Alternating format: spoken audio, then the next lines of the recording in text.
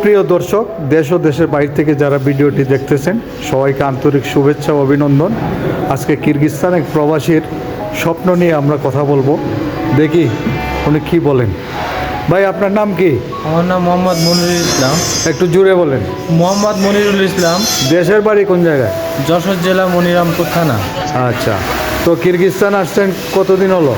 কিরগিজস্তান হয়েছে 6 থেকে 7 মাস। আচ্ছা, তো কিরগিজস্তানে কত টাকা কামানোর টার্গেট আছে? কিরগিজস্তানে 80 থেকে 90 হাজার টাকা কামানোর ইচ্ছা আছে। 80-90 হাজার টাকা কামালে পরে দেশে চলে যাবেন? না, দেশে যাব না, দেশে যাব আছে একটা বছর 10 বছর অন্তর একটা। তো মাত্র 80,000-90,000 টাকা কামানোর জন্য স্বপ্ন নিয়ে কিরগিজস্তানে আসছেন? মানুষ তো কোটি টাকার স্বপ্ন দেখে, আপনি তো লাখ টাকাও দেখলেন না, ঘটনা কি? ভাই, এখানে 21,000 থেকে 20,000 টাকার বেশি ইনকাম কোনোদিন করতে পারি নাই। হ্যাঁ, তা 80,000 টাকা এর তো বেশি চাই ফেলাইছে আমি। আচ্ছা, 80,000 টাকা ইনকাম করলে দেশে চলে যাবেন? হ্যাঁ, দেশে চলে যাবো। তো দেশে মাসে কত টাকা ইনকাম করবেন? দেশে যাই ধরেন 25 থেকে 30,000 টাকা। তো এখানে 80,000 টাকা কামাই করতে আপনার কয় বছর সময় লাগবে? তা কমসে কম 10 থেকে 15 বছর। 10-15 বছরে আরও বেশি লাগতে পারে হয়তো। বেশি লাগতে পারে।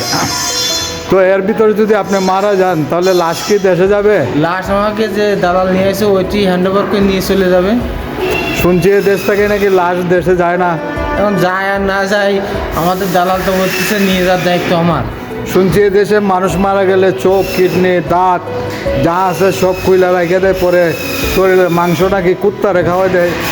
কুত্তারে খাওয়ানোর পরে যা অবশিষ্ট থাকবে ভেলায় বাসায় দিতে কব, নদীতে বাসটি বাসটি চলে যাবে বাংলাদেশ।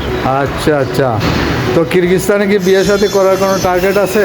না, বিয়ে সাথে আর করবো না ভাই, বিয়ে সাথে খুব খারাপ জিনিস। আচ্ছা, তো কিরগিজস্তান যারা আসতে চায় তাদের উদ্দেশ্যে কিছু বলেন। কিরগিজস্তান যারা আসতে চায় তারা 2025 সালের ভিতরে তাড়াতাড়ি আসবে। 2025 সালের পরে আসলে তারা আর এই বেতনের চান্সটা পাবে না।